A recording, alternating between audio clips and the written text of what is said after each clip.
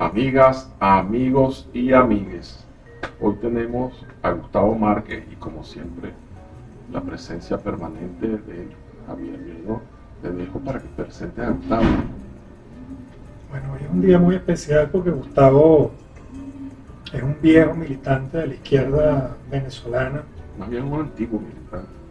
también ha cumplido funciones muy importantes de gobierno, funciones parlamentarias, profesorales, es un intelectual reflexivo, ha investigado mucho y como es usual en este programa, nos interesa en este cruce a la izquierda expresar las diferentes voces de la izquierda venezolana y en particular la de la generación de Gustavo, que muchos jóvenes no conocen esa valiosísima historia que hoy vamos a tratar de recoger en este programa, además que vamos a tocar algunos temas de coyuntura muy importantes, como el tema de Colombia, donde Gustavo ejerce funciones como embajador de Venezuela en Colombia, en la presidencia de Hugo Chávez, y también vamos a tocar el tema espinoso de la cuestión petrolera en Venezuela, de la situación de PDVSA, donde también Gustavo y un equipo que lo acompaña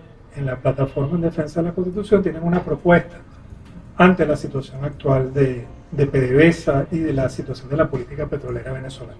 Entonces, Gustavo, bienvenido. Bienvenido. Gracias por la invitación. Y para entrar ya y sacarle el máximo provecho a tu presencia, a tu valiosa presencia, ¿qué opinas de Petro? ¿Cómo ves la relación entre Venezuela y Colombia? Esa relación conflictiva, de odio, amor, de hermano, en conflicto permanente, como es la relación entre Colombia y Venezuela. ¿Qué opinas? Bueno, yo pienso que Petro expresa la voluntad de la gran mayoría del pueblo colombiano de marchar hacia un cambio profundo en el plano político y económico, particularmente el rechazo al dominio de una oligarquía violenta que ha manejado ese país por 200 años y que sin duda pues ha coartado la posibilidad del desarrollo de la democracia auténtica y sobre todo de atender las grandes demandas sociales que hay en ese país.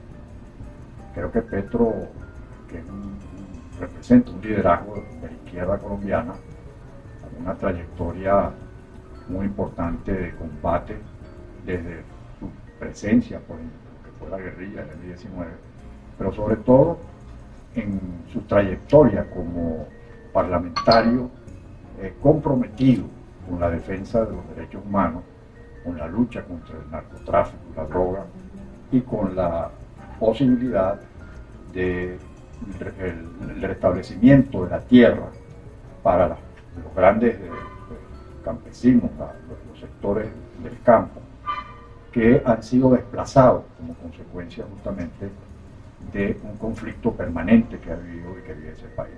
Lo tomó como bandera la paz y eso sin duda es importante. Solamente quiero destacar un punto sobre él, y es que pareciera que él expresa una visión de izquierda progresista, pero no es el mismo progresismo que se desarrolló en América Latina en la década pasada, muy extractivista, sino que plantea de cara al futuro la ruptura con el modelo extractivista primario exportador y el desarrollo de una economía más basada pues, en las potencialidades internas y no en el extractivismo depredador, especialmente en estos tiempos, comprometido con lo que constituye pues, una esperanza para la humanidad hoy día, que es la lucha contra el cambio climático, el calentamiento global que amenaza la vida misma del planeta.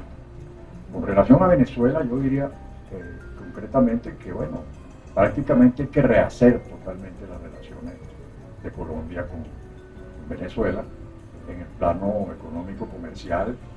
Es un gran desafío, particularmente para Venezuela, dado que en estos años se ha producido un achicamiento de la economía venezolana y hay grandes asimetrías en ese tiempo, digamos, en Colombia, se ha desarrollado una industria, una manufactura, ha habido un proceso de avance en esa materia y Venezuela, por el contrario, se ha desindustrializado y eso a la hora pues, de medir la relación comercial, sin duda que es una gran desventaja. Hay una gran asimetría y eso plantea el desafío de estructurar un acuerdo, digamos, un marco comercial que tenga en cuenta esa asimetría para evitar que esa relación comercial termine liquidando lo poco que queda de economía en este país, me refiero en términos agrícolas, industriales, etc. Creo que afortunadamente Petro es un buen interlocutor y depende pues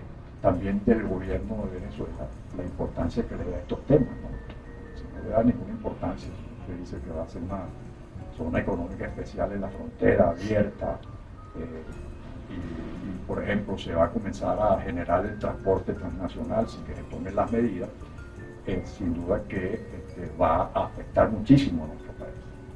Por eso yo abogo particularmente porque este tema se asuma como un problema de Estado.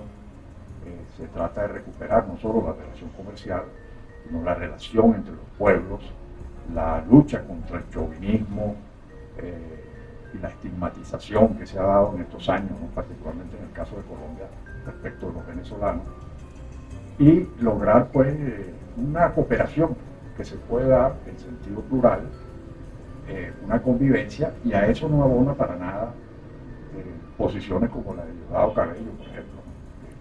Bueno, Gustavo, además del tema colombiano, yo quisiera retomar un poco la idea de este cruce a la izquierda, porque como tú dijiste, Gustavo Petro es considerado un liderazgo de izquierda progresista. ¿Cómo ves tú la situación de la izquierda en Venezuela hoy? Bueno, yo creo que la situación de la izquierda hoy no es la mejor. Creo que estamos en una situación muy difícil, dado pues el fracaso del proyecto de la Revolución Bolivariana, que de algún modo expresó las aspiraciones de la izquierda venezolana durante décadas de lucha. No digo que fue totalmente, pero sí fue una expresión de eso, y ese fracaso sin duda que genera pues desencanto, desesperanza, disgregación, y el gran desafío es impulsar pues una reconstrucción, diría yo, ¿no?, de esa izquierda, por supuesto, no sin antes hacer una profunda autocrítica y reflexión sobre, bueno, en primer lugar el proceso bolivariano mismo, ¿no?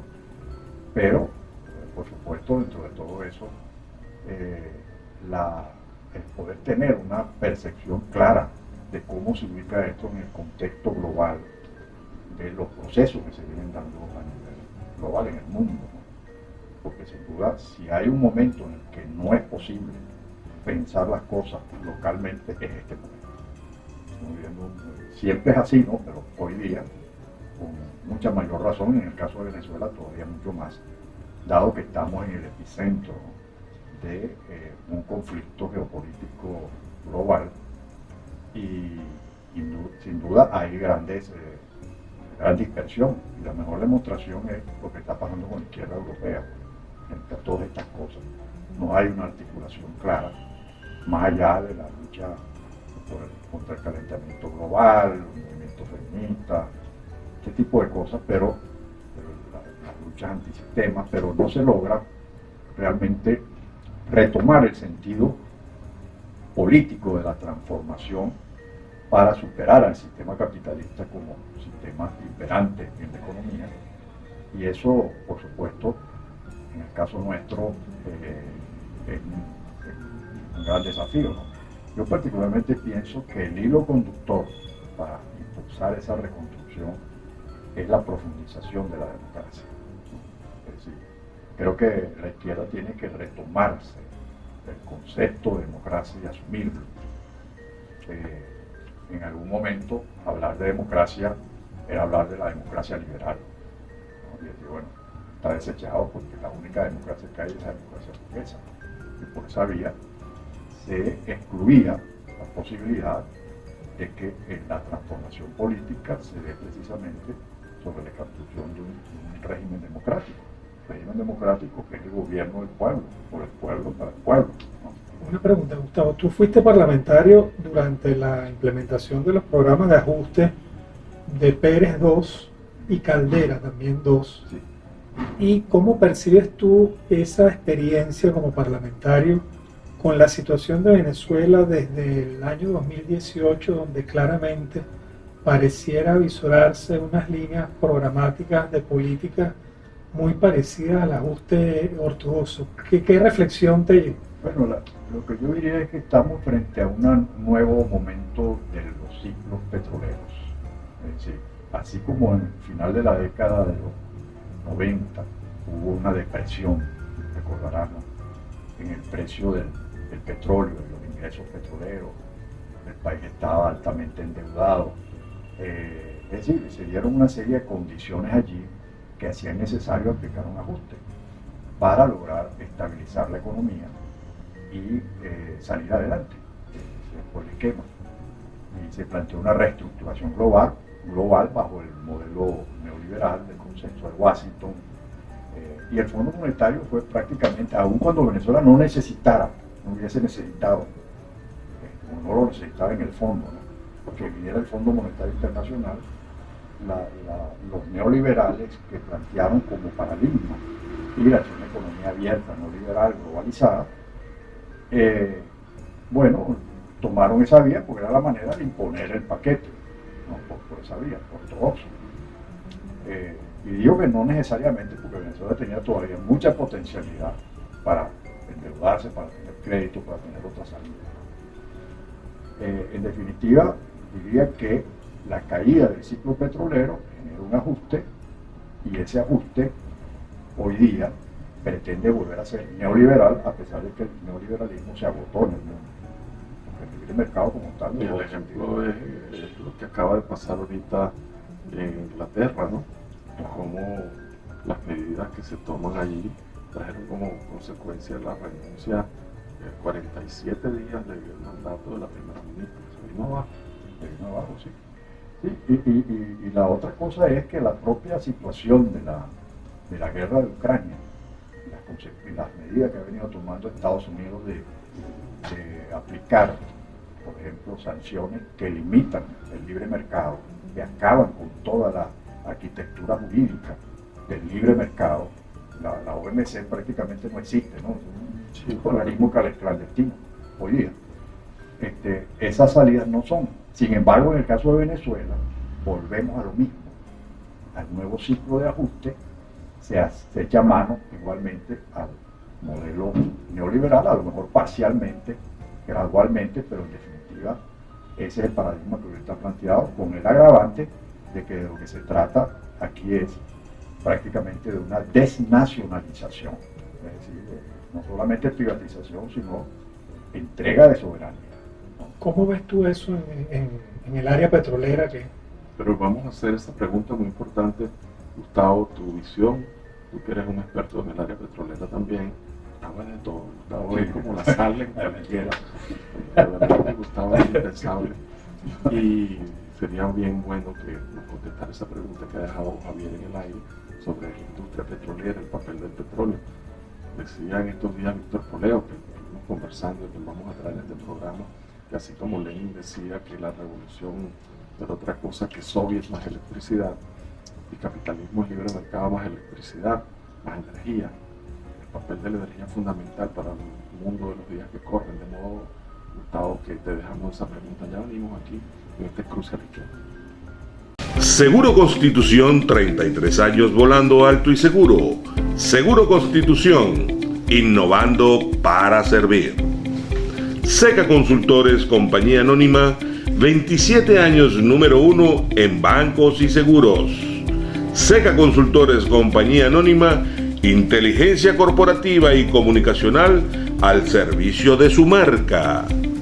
Asistanet, asistencia médica primaria con consultas médicas y exámenes paraclínicos de otro nivel. DentalNet, cuida tu salud bucal. DentalNet, para una sonrisa sana. Consulpagos. Te ofrecemos la solución de pago para tus servicios, tu tienda o tu empresa. Con Consulpagos, lleva tu negocio al siguiente nivel. Net Asistencia, servicio de grúas las 24 horas, 365 días del año. Net Asistencia te asiste y te acompaña cuando más lo necesitas. Farmacia Botimarque, ahora es más fácil, la farmacia en tu casa. Tú compras tus medicamentos por teléfono y el Delivery Express de Botimarque te lo lleva hasta tu casa. Plan Oncomama, al servicio de la salud de la mujer venezolana. Más información por www.jimenezrojas.com. Tu salud a un costo razonable es nuestra prioridad. Visita nuestras redes sociales. Suscríbete a nuestros canales y si te gustan nuestros videos, no olvides darle like. Bueno, Gustavo, quedó una pregunta sobre esta relación entre neoliberalismo y energía a nivel mundial, pero antes quisiéramos hacer unas breves referencias a unos libros que Juan siempre recomienda aquí en este programa. Javier es el hombre de los libros. El hombre de Trajimos algunos libros que son recomendables. Fíjate que este es bastante pequeño, se puede leer. Se llama El petróleo en el pensamiento económico venezolano. Asdrúbal Batista y Bernard Momer. Trajimos otro por acá. Muéstralo en cámara, por favor, Javier. Bueno, generalmente no se ve. Después Wilfredo y el equipo de producción lo colocan allí con su foto. Uno de Irene Rodríguez Gallat que se llama Bajo el signo del petróleo, vertientes históricas de la actividad petrolera, porque vamos a hablar un poco de historia. Traemos acá un texto clave de esta discusión que vamos a ver, el régimen jurídico de los hidrocarburos en Venezuela. Importantísimo ahorita que está pendiente, Gustavo, el debate sobre la ley de hidrocarburos, si se cambia, si se ajusta al paquete, si los artículos que tienen que ver con la soberanía petrolera y la participación de Venezuela y las empresas privadas se ajusta al nuevo programa. Eso es muy importante. Y traje también Juan, que para hacer un comentario un poco irónico, que de Ali Rodríguez Araque, que se llama Antes que se me olvide. ¿Y se le olvidó? Prólogo Hugo Chávez. No, hay gente que se le olvidó lo que plantea Ali Rodríguez Araque aquí con relación al petróleo y el tema de la nacionalización petrolera y la apertura petrolera. Entonces, Gustavo. Bueno, mira, yo creo que este es un tema de verdad muy importante que pienso que no se está debatiendo en el país. Hay como una especie de invisibilización del tema y de la importancia que tiene, que debe ser manejado por la sociedad venezolana como conjunto, ya que no se trata de cualquier cosa. Las decisiones que están tomando van a afectar esta y las próximas generaciones. Estamos en una coyuntura particularmente en la que se dan situaciones excepcionales y esa coyuntura parte en primer lugar de determinar que en el mundo va avanzando una transición energética que no es ningún cuento de camino, es una realidad que la expresan incluso las grandes empresas transnacionales como Shell, como Exxon, como British Petroleum, que vienen replanteando su cartera de inversiones en función de las energías renovables, porque tal como lo señala la Agencia Internacional de Energía y ellos mismos, para el 2030 está determinado que comienza a declinar la demanda de los combustibles fósiles. Es decir, que el petróleo tiene sus días contados, no porque no haya petróleo, no porque no va a ser demandado, ya que hay una reestructuración de la matriz energética global, que está asociada ahora pues a ir sustituyendo los combustibles fósiles por las energías renovables y alternativas, sencillamente porque es la manera de evitar que colapse el planeta, y este es un asunto que incluso el propio capitalismo lo asume como tal. Esa es la primera cosa que quiero señalar.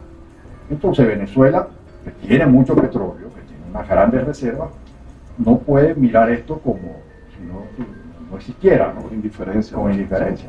Eso va a cambiar la demanda petrolera y va a cambiar muchísimo. Porque, por ejemplo, en el caso de Venezuela, las reservas, la gran mayoría de las reservas que son extra pesados, no van a ser competitivos, ni van a haber inversiones hacia ese sector. Lo revela, como digo, los cambios en las carteras de inversión. Entonces, ¿por qué? Bueno, porque sencillamente los costos operativos son muy altos, no pueden competir con crudos livianos que todavía van a existir de aquí a 9 años, Arabia Saudita, el propio Estados Unidos, etcétera, con los cuales no va a poder competir.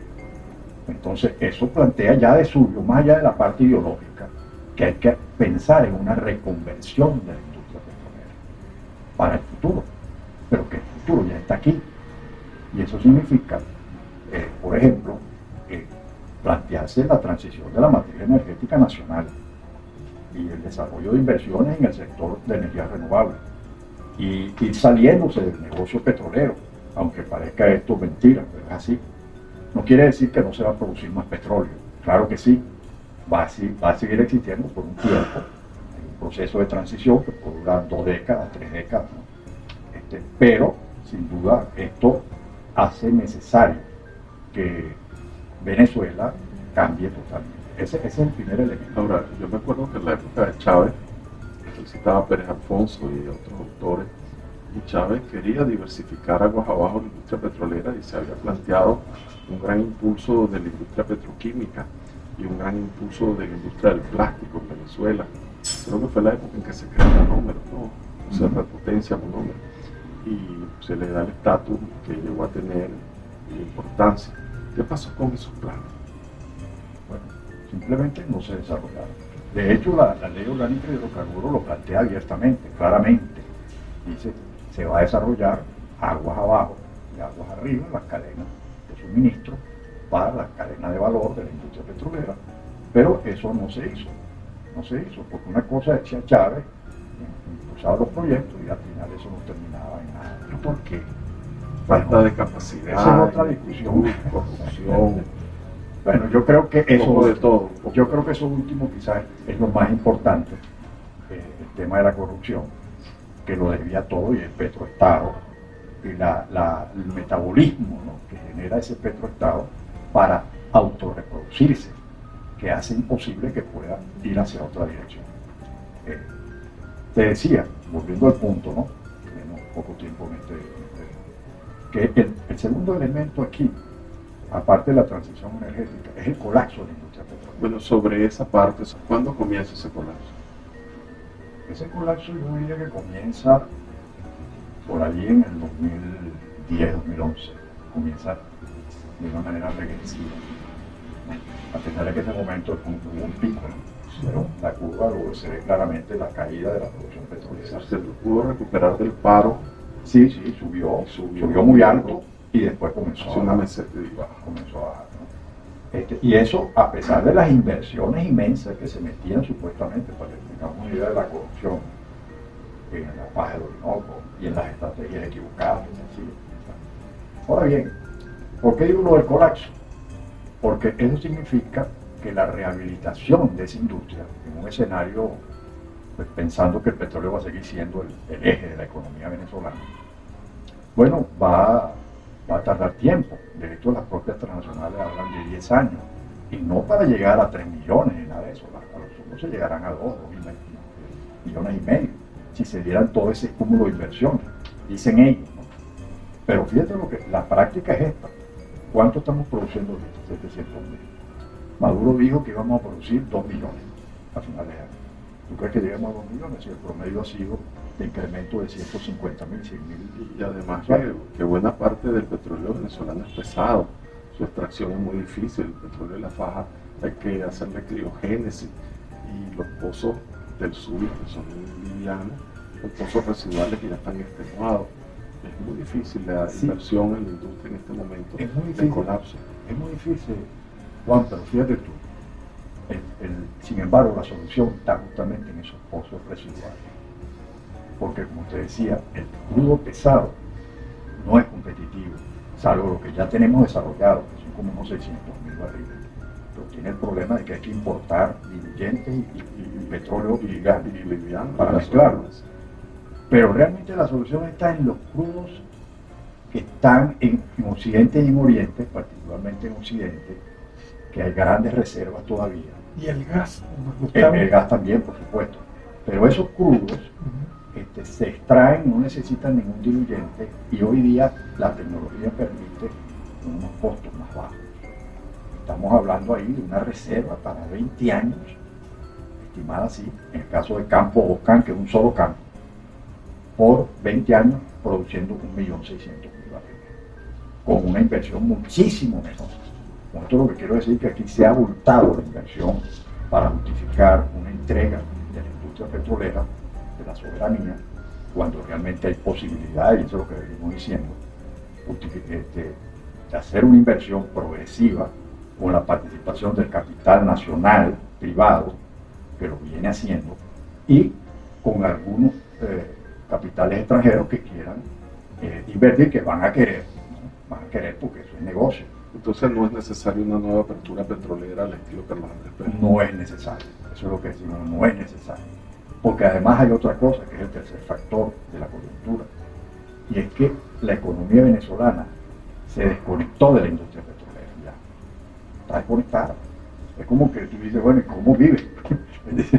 Si le sacaron el oxígeno, ¿cómo sigue viviendo la economía? Una economía que dependía totalmente del petróleo, ya no. Y la pregunta es posible una estrategia para impulsar una economía diversificada,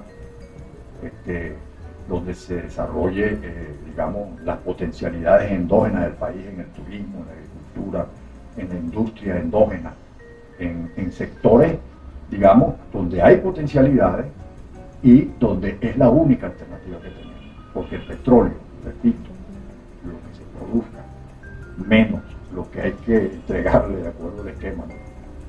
Disminuir la regalía, disminuir el impuesto sobre la renta, lo que va a entrar realmente como ingresos fiscales jamás va a ser igual a lo que tuvimos antes, no va a poder manejar un petroestado, y eso va a introducir cambios también en el modelo político, porque en la medida en que se avance en una economía diversificada, Menos clientelismo.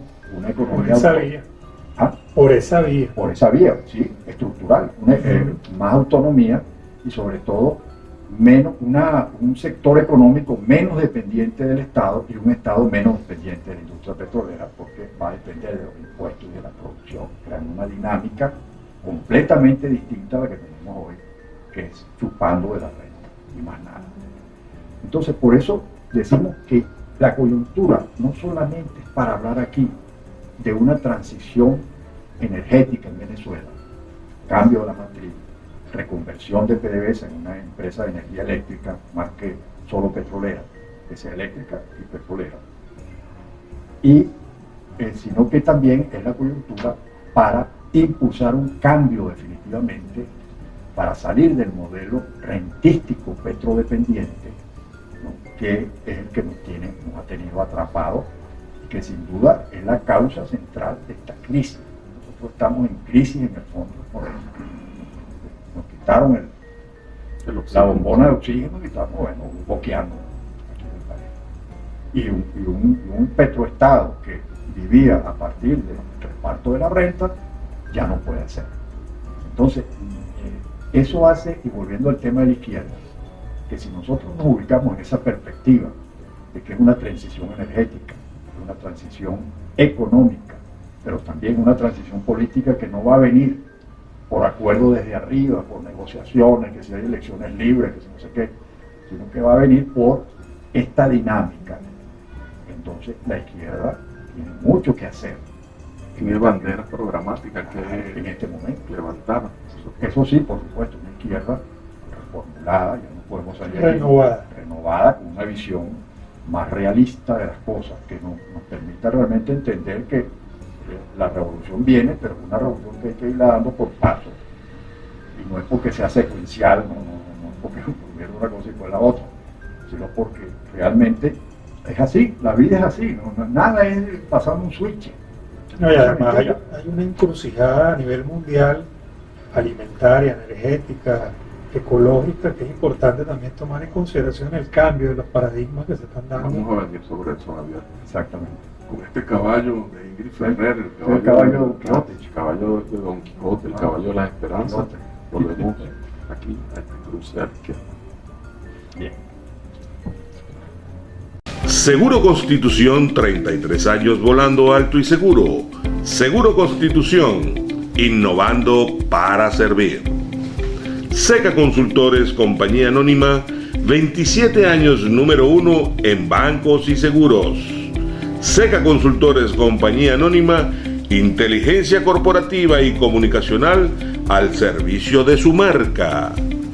Asistanet, asistencia médica primaria con consultas médicas y exámenes paraclínicos de otro nivel.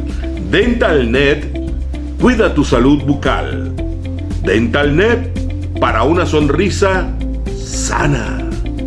Consulpagos, te ofrecemos la solución de pago para tus servicios, tu tienda o tu empresa. Con Consulpagos, lleva tu negocio al siguiente nivel. Net Asistencia, servicio de grúas las 24 horas, 365 días del año. Net Asistencia te asiste y te acompaña cuando más lo necesitas. Farmacia Potimarque, ahora es más fácil la farmacia en tu casa.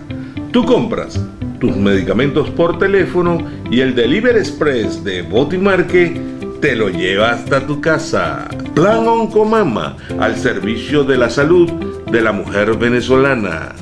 Más información por www.jimenezrojas.com. Tu salud a un costo razonable es nuestra prioridad. Visita nuestras redes sociales. Suscríbete a nuestros canales y si te gustan nuestros videos, no olvides darle like. Es un honor, un placer y una alegría tener un hombre como Gustavo Márquez aquí en este espacio de ustedes para la formación, para la investigación, para el análisis. Un programa de fondo, un programa que trata de tocar los temas. Y quedó pendiente tu relación con Chávez, con el gobierno de Chávez, las aristas, las expectativas que tuviste y lo que pudiste lograr, cuáles son tus referentes en ese sentido, y también, bueno, qué pasó porque ahora formas parte de la plataforma en defensa de la Constitución, que es un espacio de intelectuales venezolanos, de ministros, del presidente Chávez, que ha tenido mucha repercusión, mucho empuje y una buena pegada con Edgardo Lander, con la ministra Oli Millán, Héctor Navarro, un grupo importante que está condensado allí de pensadores y activistas, y militantes, y dirigentes en esta plataforma, pero que no tiene nada que ver y no quiere nada con el presidente Maduro. ¿Cómo es ese tránsito, Gustavo?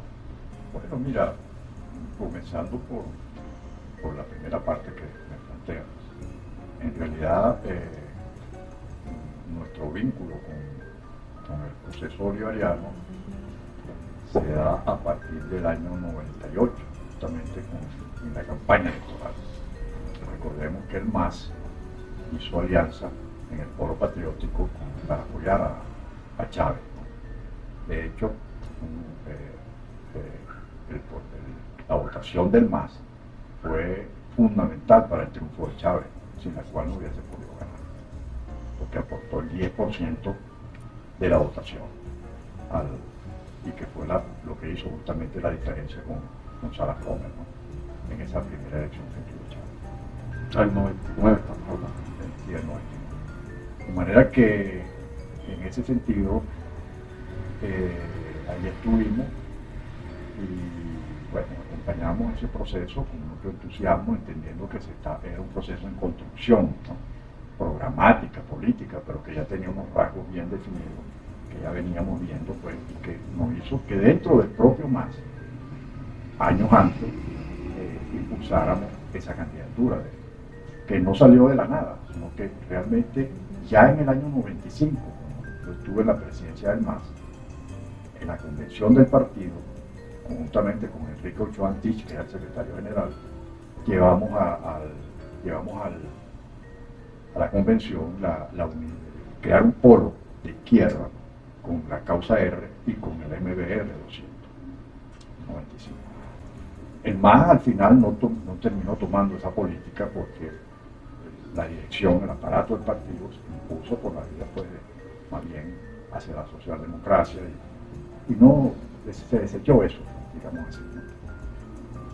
Pero de todas maneras nosotros seguimos impulsando esto y al final, cuando se plantearon las candidaturas, tuvimos un encuentro con Chávez conversando este tema y en esa oportunidad, por cierto, estaba por decidirse si participaba o no participaba en las elecciones. Y bueno, particularmente mi opinión, la que le di a Chávez, fue que había que participar, que ese era el camino para lograr Venezuela, un proceso de cambio, que no era atrincherarse, que eso ya estaba fracasado, que eso ya se había intentado. Y bueno, al final esa fue la decisión que ellos tomaron. Y a partir de allí mantuvimos pues una relación que se expresó ya cuando se produjo el triunfo, que nos llama pues a formar parte del gabinete del ministro de Comercio. Eso fueron 9 meses, estuve allí. Nos tocó una etapa muy dura porque en ese momento, imagínense, el precio del petróleo estaba en $8, etc. Los costos operativos están por encima de los precios. Era muy duro. Bueno, ¿tú te acuerdas de eso? Claro. Bueno, en total que al final tuvimos un ejercicio en el gobierno, después como embajador, estuve en Naciones Unidas, en la seccional de Naciones Unidas de Austria, de Viena, y luego en Colombia, y también como ministro de Integración y Comercio Exterior. Chávez me dio una responsabilidad muy grande, que fue la de manejar 2 cosas. Uno, el ingreso de Venezuela al Mercosur, lo cual se logró. Fue dura las negociaciones, así, una experiencia interesante. Y luego en la formación de la UNASUR, lo que fue esa etapa, porque la UNASUR no existía, y que era un foro, ¿no? Entonces Chávez se empeñó en que había que crear un organismo con un director ejecutivo, logró ganarse a los uruguayos para eso, a Tabaré Vázquez en ese momento, y eso se liderizó dentro del seno del Mercosur, que ya Venezuela estaba allí, no como miembro pleno, sino como miembro asociado. Y entonces, bueno, me dio la responsabilidad de ser el representante del presidente en esa comisión especial que se creó, era el representante de todo el presidente, para la creación de la UNASUR. Bueno, y entregamos ese trabajo hasta que lo agarró Maduro, ¿no? Porque Maduro se opuso, y esa es la verdad, a mi presencia allí. Pero en definitiva sabemos lo que pasó después, no en esos detalles, pero lamentablemente lo que era el proyecto UNASUR no se ejecutó como tenía que ejecutarse. Un proyecto progresista que implicaba, pues, como lo entendíamos, la mejor política antiimperialista era la integración. Para oponerse al gran imperio tenemos que unificarnos con los vecinos, con los que estamos aquí, iguales, vamos a decirlo así, para poderlo lograr. En ese sentido, yo diría que, hablando de Chávez concretamente, está pendiente, pues.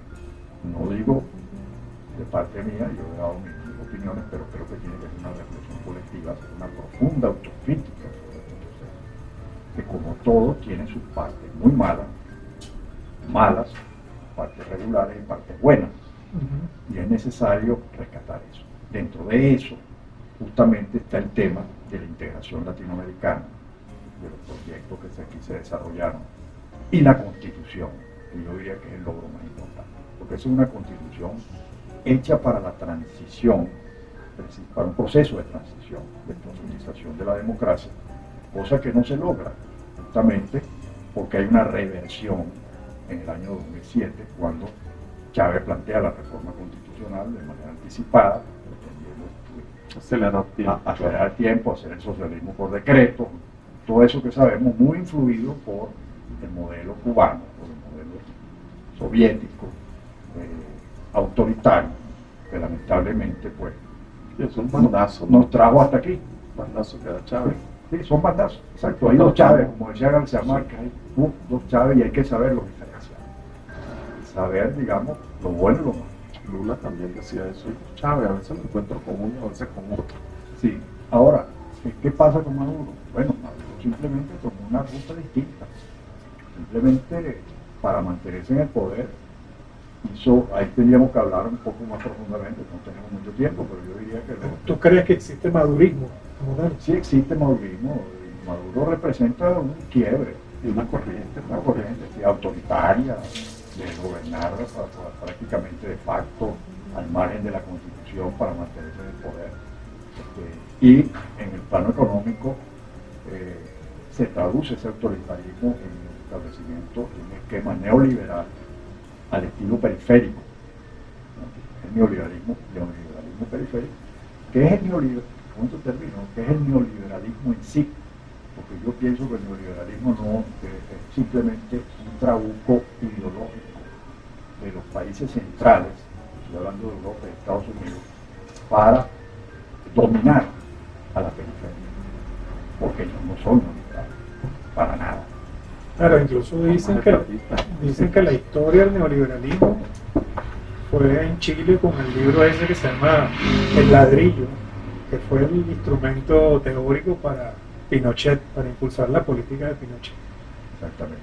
Antes de Thatcher y Reagan. Y porque para poder impulsar el neoliberalismo tiene que ser autoritario, no hay otra manera. ¿Cómo lo va a hacer? Correcto. Y las políticas se aplican particularmente hacia los países de la periferia. Y pues, el caso de los Estados Unidos es uno de los países más proteccionistas que hay, y es uno de los países que más cree en los procesos de endeudamiento interno, de modo pues que el neoliberalismo, como dices tú, es una receta de exportación para someter a los más débiles. Sí. Bueno, el tratado de libre comercio de los Estados Unidos, ¿de qué era? Pues gracias a Dios, a Chávez, a Lula y a todos estos presidentes que tuvimos, progresistas, latinoamericanistas, lograron frenar el ALCA, pero era un proyecto neoliberal de conquista prácticamente. Conquista continental, eso era, y a través de los TLC lo han ido logrando, lo lograron individuales. Bueno, Gustavo, no nos queda más que agradecerte. No, gracias a ustedes por la invitación. Siempre invitado, en otro momento haremos otra ronda de conversación. Da para varios programas tu presencia, tu experiencia y tu discurso. Tienes un relato, una narrativa que se parece a lo que la gente está esperando escuchar para abrir caminos y proyectarnos a otra dimensión. ¿Así, Javier? Así lo veo yo también, Juan. Bueno, gracias a todas, a todos, a todos por acompañarnos en esta aventura mediática que hemos emprendido, y nos vemos aquí en Infocifra, en este giro, en esta torsión, en este cruce a la izquierda. Seguro Constitución, 33 años volando alto y seguro.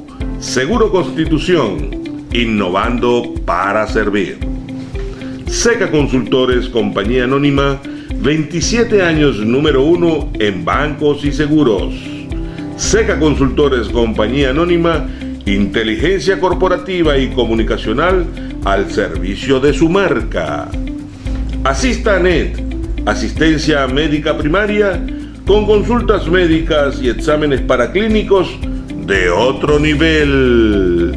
DentalNet, cuida tu salud bucal. DentalNet, para una sonrisa sana. Consulpagos, te ofrecemos la solución de pago para tus servicios, tu tienda o tu empresa. Con Consulpagos, lleva tu negocio al siguiente nivel. Net Asistencia, servicio de grúas las 24 horas, 365 días del año. Net Asistencia te asiste y te acompaña cuando más lo necesitas. Farmacia Potimarque, ahora es más fácil la farmacia en tu casa. Tú compras tus medicamentos por teléfono y el Delivery Express de Potimarque te lo lleva hasta tu casa. Plan Oncomama, al servicio de la salud de la mujer venezolana. Más información por www.jimenezrojas.com. Tu salud a un costo razonable es nuestra prioridad. Visita nuestras redes sociales. Suscríbete a nuestros canales Y si te gustan nuestros videos, no olvides darle like.